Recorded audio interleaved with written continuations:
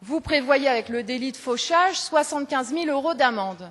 Cela veut dire concrètement, chers collègues, que détruire une parcelle d'OGM entraînera une amende supérieure que l'amende à laquelle est soumise, par exemple, un individu qui se livre à un incendie volontaire de véhicule. Et moi, je ne crois pas que le préjudice subi par un de nos concitoyens qui est victime d'un incendie de véhicule, dans une banlieue par exemple, soit moins grave que la destruction d'une parcelle d'OGM.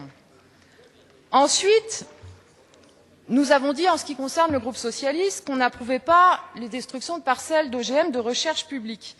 Il y a l'alinéa 6 qui introduit un délit par rapport aux destructions de parcelles d'essais d'OGM. Actuellement, l'article 322.2 du Code pénal prévoit dans ce cas-là 3 ans de prison et 45 000 € d'amende. Avec l'alinéa 6, l'amende est portée à 150 000 €. Ce qui veut dire que l'amende pour une destruction d'une parcelle d'OGM d'essai, par exemple de Monsanto, sera plus élevée que l'amende qui est applicable aujourd'hui pour la destruction d'un immeuble classé, pour la destruction d'une découverte archéologique, pour la destruction d'un terrain contenant des vestiges historiques ou pour la destruction d'un objet conservé dans un musée. De la même façon, l'amende applicable pour la destruction d'une parcelle d'OGM en essai, donc de recherche, sera plus élevée que pour la destruction ou la dégradation d'un bien quelconque commise en raison de l'appartenance vraie ou supposée de la personne propriétaire à une ethnie, à une nation, à une race ou une religion déterminée. Et c'est pour ça, chers collègues, que je parlais tout à l'heure de repères et d'échelle de valeurs, parce que nous pensons qu'il y a dans ces dispositions une curieuse échelle des valeurs. Et enfin, comme l'a dit, je n'ai pas parlé sur l'article 4, Monsieur le Président, donc je conclus. Le temps de parole s'achève. Hein. Oui, mais je n'ai pas parlé sur l'article 4, donc je finis, parce qu'il y a mais encore... on n'accumule pas un droit à parler. C'est important, il y a encore une disposition qui est le 323.3 du Code pénal, qui prévoit effectivement 5 ans de prison et qui peut s'appliquer aux destructions commises en réunion, donc commises à plusieurs.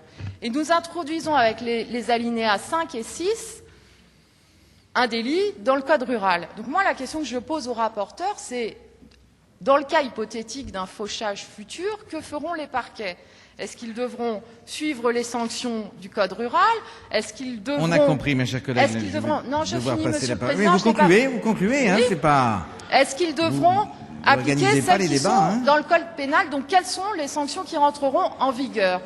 Et ensuite, la dernière remarque que je voudrais faire, c'est où est la vérité de ces dispositions? La vérité, c'est que les industriels des semences et leurs relais dans le monde agricole ne supportent pas les dispositions sur la transparence des parcelles qui sont dans ce projet de loi. Et que donc ils ont demandé, ils ont exigé un os à ronger pour faire semblant. Et donc ces articles 5 et 6 sont très malvenus, très mal rédigés et posent un vrai problème par rapport aux dispositions qui sont dans le Code pénal. Avant de passer la parole à Monsieur Chassaigne pour l'amendement...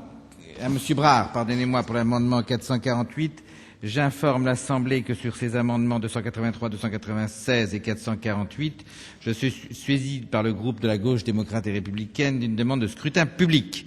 Le scrutin est annoncé dans l'enceinte de l'Assemblée nationale.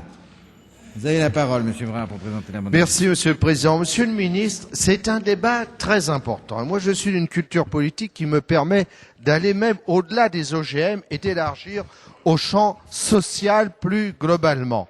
Il ne faut pas se perdre dans le juridisme et le légalisme.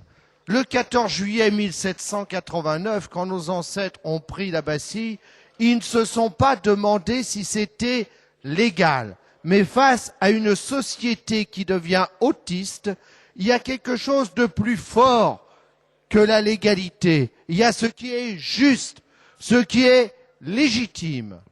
Et sur l'affaire du fauchage, c'est bien là qu'on en est. Et les deux alinéas 5 et 6, adoptés par le Sénat, sont des amendements, sont des alinéas idéologiques et vengeurs pour punir, puisque la loi déjà pourvoit si tant est que les juges décident d'appliquer cette loi.